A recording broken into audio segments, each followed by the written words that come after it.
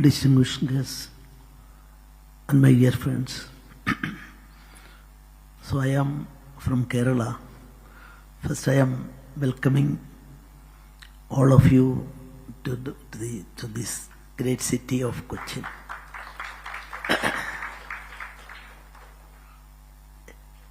While I go through the entire programs, I am very happy to say that discussion on various subjects related to freedom, press, and of course all are connected to the current affairs in our country. Press freedom in India is concerned.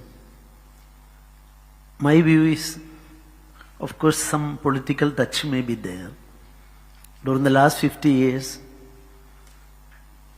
of course, I am a part of an ideology, and that ideology is still in my mind. Of course, political, power politics is concerned, governor is expected to keep away from that. But at the same time, people's politics, all citizens, including governor or whatever may be, they are expected to have their own opinion. Press freedom in India, so many discussions are there. I am not going to the controversy because 2 days back there is a judgment from Mumbai High Court. Of course, I am not making any comment on that. But at the same time, one point raised by one of the judges is that what is truth? For providing a true picture about truth, not only the governmental setup alone is the authority, the other press, I mean they have not specifically mentioned press, but other source also can provide it, and not through government alone. I am not making any comment on that because press brothers and sisters are here. And the judgment is not also final because High Court division bench judgment. Most probably they may go in appeal also before the Supreme Court. But regarding the press concern, journalism, according to Dr. Ambedkar, journalism should be a profession and not a trade. During the Constituent Assembly discussions, there was a demand for special provision for press as far as fundamental rights are concerned. But Ambedkar was so particular. No, what is required, what is envisaged under section 19(1) or 2, that is a freedom for fundamental right for citizens of this country. We need not go beyond that, and such a demand was not accepted by the Constituent Assembly. And as far as our constitution is concerned,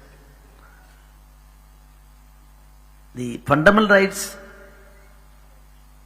sanction for the common citizens of this country alone is there, of course, for a press also. But when we go through the judgments, last judgment, Sahara case and Mumbai attack case, the view of the Supreme Court of India, of course, maximum liberal interpretation may be given, and through that process, maximum freedom. I think little bit forward in such a concept by the court as per the court judgments. And then the question, journalism should be a profession and not a trade by Dr. Ambedkar also needs a detailed discussion in the present circumstance.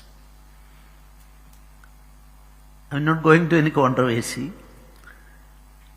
but I would like to say one truth before all of you.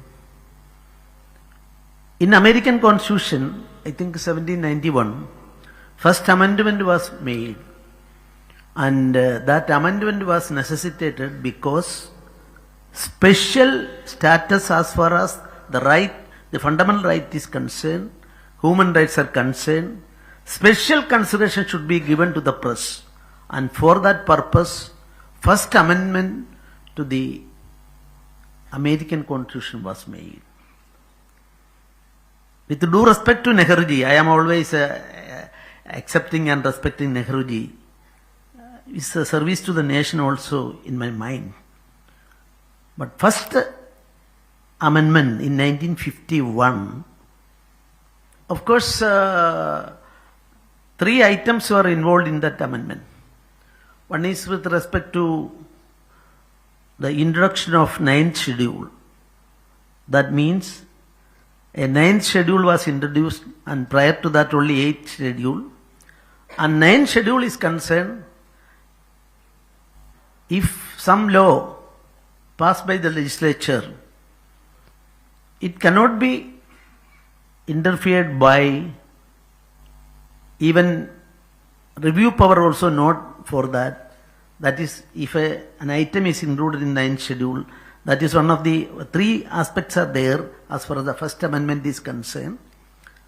And second is regarding that reservation aspect. And according to me, the most important thing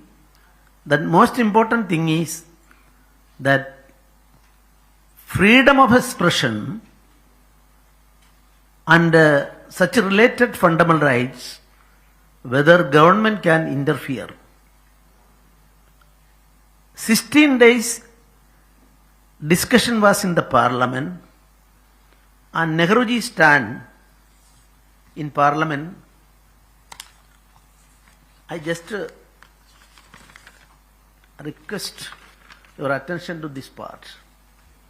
Nehru said in parliament, "It has become a matter of great distress to me to see from day to day some of the newspapers which are full of vulgarity and indecency and falsehood.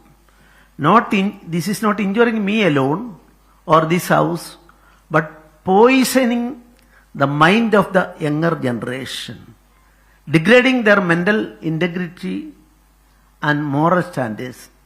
It is not for me a political problem, it is a moral problem." He ended his speech with a brave attempt to justify First Amendment, which was facing stiff opposition from not only from his political rivals, but also from within the cabinet and Congress rank and file. At that time, the opposition leader was Dr. Shyama Prasad Mukherjee. How he defended and tried to defeat the move of the First Amendment, I quote,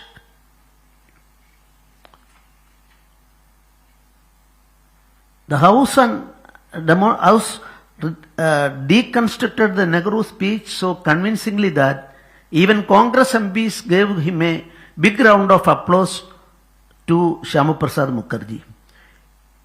Indeed, the next speaker, the Congress parliamentarian N.G. Ranga, described this as one of the most powerful and eloquent speeches he had never encountered. Mukherjee was nothing short of being Indian Edmund Burke, a great Irish statesman and philosopher." So this was a situation.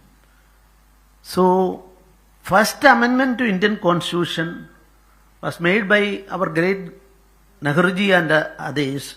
They were having thumping majority in the parliament that government can interfere in this matter. And the further developments also till 1977, Of course, as a student of history, as a student of constitution, I would like to say that is continued. If you go through the parliament discussions in between 1970 to 75, you can see, go through the parliament procedures. A committed judiciary was demanded by the senior minister, that senior Kumaramangalam, in the parliament. And of course, Balram Jakar, speaker, he stated, record shows that by quoting the Soviet Russia, why can't we nationalize the press? This situation I am placing before you because press people are concerned. I think it is an important duty of every press person at least aware of all these things. And fundamental right is concerned, and other disputed aspects are there. So many things are there. I am not going to the legal aspects discussed in the parliament during that period. But one thing, the ruling prime minister at that time in 1970s taken a stand that committed judiciary is required. Judiciary always interfering in these matters, and that is why the press freedom also to be restrained. That was the concept for certain members of the ruling party at that time. I am not blaming anybody. Certain that also as on the basis of some records I am saying so. Then we all know basic structure theory. 13 judges out of that majority decided there should be a basic structure, and that basic structure cannot be touched by parliament. This also is very important because immediately after that, 3 or 4, subject to correction I am saying, senior judges were superseded and junior was appointed as the Chief Justice of India in the first time. They resigned, Grover, and his team, 3 or 4 persons. Under such a circumstance, I would like to say, in 1975, emergency was declared. Then emergency declared also 3 laws on that particular day, electricity connection cut and so many things are there. That part of the history, I am not going to that. 3 laws were passed. A set of 3 laws were passed on February 11, 1976. These were the Prevention of Publication of Objectionable Matters Act, 1976. 2, the Parliamentary Proceedings, Protection of Publication Repeal Act, 1976. And 3, the Press Council Repeal Act also passed. And what actually happened also, at that time I was a student leader, I know, if for example Kerala, Deshabhamani Daily, is a mouth organ of a particular political party, if they want to publish their paper on tomorrow, on the previous date, before 12 o'clock, with the prepared items for the next day's paper, go to the collectorate, obtain signature, approval, Madhurabhumi or any paper, all the papers, and only after approval by the government, then only they can publish the paper. Otherwise, they will be subject to MISA or DER. That was a law of the land at that time. And in April 18, 1977, L.K. Advani, the concerned minister at that time, he repealed all these laws, and that is why now we are enjoying maximum press freedom in India. And Constitution Amendment and all these things are concerned. the legal aspects, even now, I am quoting Ajmal Kasab judgment and that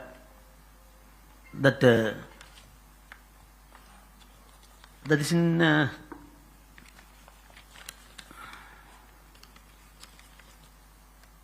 Sahara case. These two cases, 2012 and on what actually happened in this country, because press brothers and sisters are here. The Supreme Court found that Ajmal Kasba judgment clearly finding is that yes, the national interest is diminished to a very great extent, and any attempt to justify the conduct of the TV channels by citing the right of freedom of speech and expression would totally wrong and unacceptable in such a situation. That lengthy judgment, para 405, I am putting. Then finally, in concluding part also, it must therefore be held that by covering live the terrorist attack on the Mumbai in the way it was done, the Indian TV channels and the media were not serving any national interest or social cause.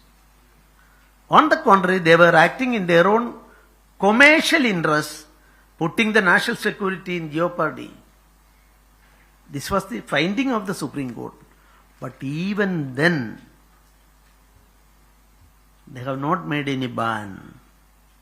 This is a situation, but at the same time, our Supreme Court, Apex Court of the land, finally concluded that we have full confidence in our press and they will restrain themselves. In the Sahara case also, the same thing is repeated. I am not going to the details of the judgment and other things. So under the circumstances, how to interpret things? One, according to me, full freedom may be given to the press. Any restriction on the press would, of course, cause harm to our democratic system. But at the same time, national interest also be protected. So journalism should be a profession and not a trade. Supreme Court's ruling also, I already quoted you, commercialization. That aspect also vehemently opposed by Supreme Court in series of judgments. And under such circumstances, we will discuss this matter in detail. You see, profession and an employment. Profession and a trade. The profession is concerned, an employment, you are getting salary, taking your livelihood out of that. Nothing wrong in it. But if you call him one person as a professional, a doctor, a lawyer, or whatever may be a profession, basically certain things are there. My impression, based on Palkiwala in one of the cases in Supreme Court argued and somebody this accepted. First thing is that a journalist, a professionalist, a professional lawyer or whatever may be, a professional should maintain certain standard. And hard work, that's common, everybody is there. And a professionalist is concerned, dedicate his entire effort to profession. Mr. Sreedharan is here. I am always liking him as a friend of mine. In addition to that, dedication and hard work for the cause. This is expected from that. And these types of independent attitude, impartial stand, integrity to be maintained, less harm to victims, engagement in inquisitive nature, accountability to society and nation. These are all things required for a professionalist. I am requesting this also may be considered by our media while dealing with the subject, and for the interest of the nation, interest of the society, and at the same time, of course, a competitive field. As far as a newspaper is concerned, it costs maybe 5 rupees or 6 rupees. Most probably, this is a one item. Printing cost may be more than that. Production cost may be more than that. Even then, for a less price, press is distributing their newspaper and advertisement. And a question is there, whether editor is the most important person in a press room or in that establishment, or the advertisement section is supreme. It's a question to be, I am not giving any answer, you will have to think about it. And one more aspect may be considered. For that purpose also I am depending on our constitution. Who is supreme under the concept of constitution? Supreme Court of India, whether it is supreme, whether Parliament is supreme, whether Governor is supreme, whether Chief Minister is supreme. With great respect to all, I would like to say our constitution makers, they were introduced Article 395 in the constitution. In the commentary also 395 is not discussed in detail because that was a repealing provision. So nobody is interested in that. But the crux of that matter, who is supreme, Article 395 is very important because last section, Article 395, we nullified, the India nullified the main law. In Anglo-Saxon theory, if the main law goes, all other connected laws also would go. That is the basic concept of Anglo-Saxon system. But even then, our forefathers representing in the Constituent Assembly, they were very particular to introduce that. Under Article 395, what was nullified? Nullified the British Parliament legislation giving freedom to India. So our own freedom giving main act was set aside by Constituent Assembly. The legal circle, legally, strictly speaking, some other interpretation may be given. I am not going to that aspect. Because why should I start under General Clause Act and other things, if the main act goes, the other things will go. I am not making any opinion on that. But you see, such a provision is not there. You see, the freedom of India would be a gift by Britain. For avoiding the same, our country, it is called in Sanskrit and Malayalam and other languages, Chirapuradan and Nityanudan. Ancient country, we are not against modern changes, modern type of innovations or whatever it may be. Chirapuradan and Nityanudan, that is why the name giving process also, India, Bharat, Bharatavarsha, so many things were put in the assembly and discussions were there. So we want to protect our ancient things. That doesn't mean that we are not against anybody. Anobhadra kradavo yanda vishwandaga. Let noble thoughts come from anywhere, everywhere. We are prepared to receive it. That is our culture. That is why Vasudhaiva Kudumbakam and other things are still our Prime Minister in Indonesia, G20 countries presidency by accepting the concept of Vasudhaiva Kudumbakam was stated there. We are not against anybody. This is a speciality of our country. And I would like to say, our judicial system, our legal system, even though we accepted Anglo-Saxon system,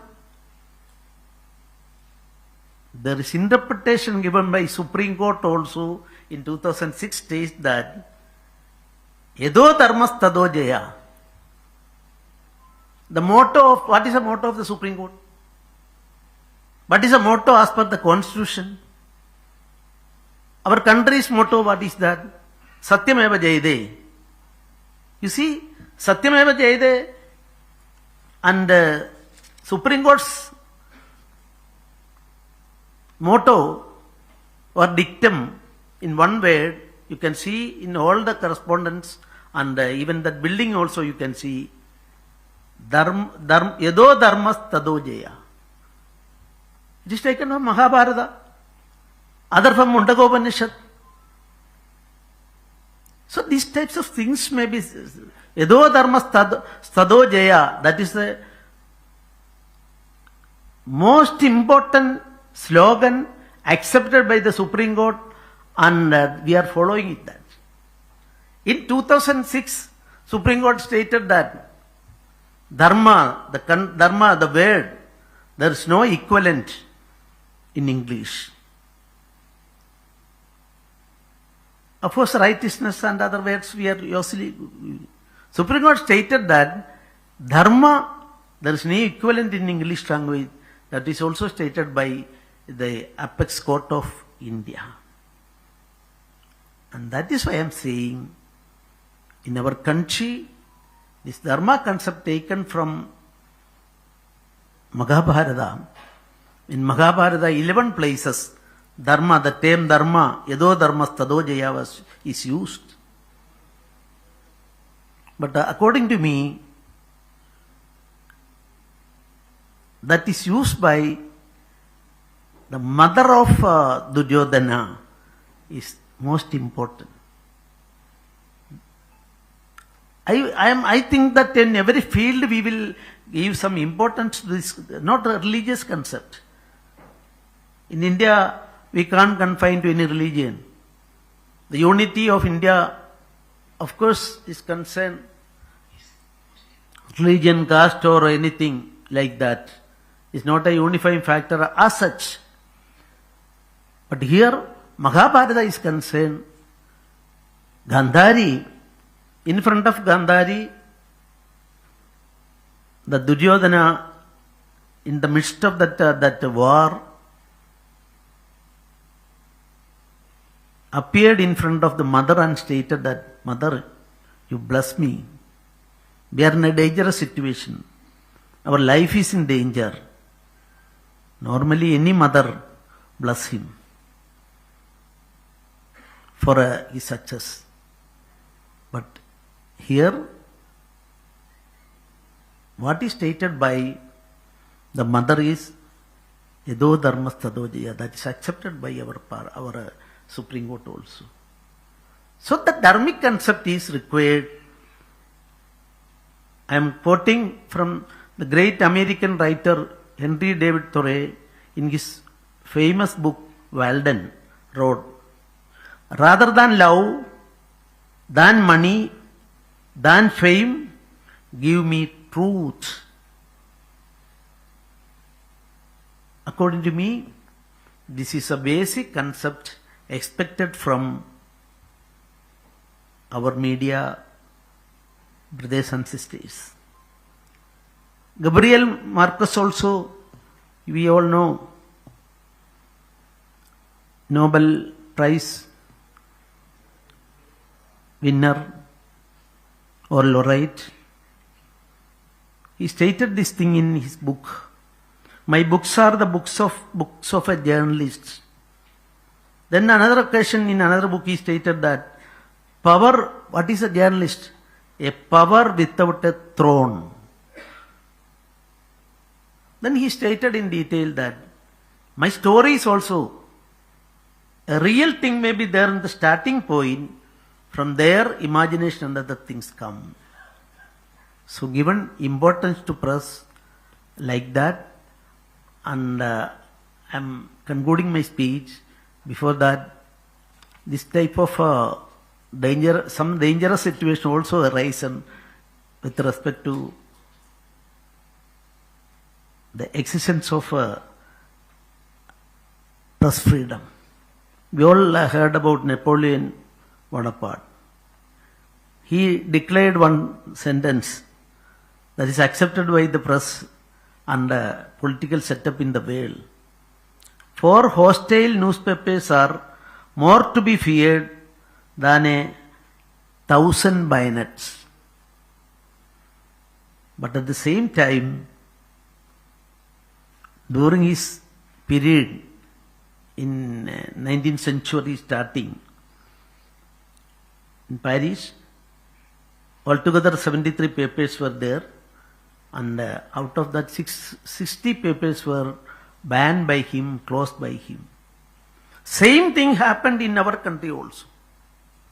One Malayali, we all know, cartoonist Shankar.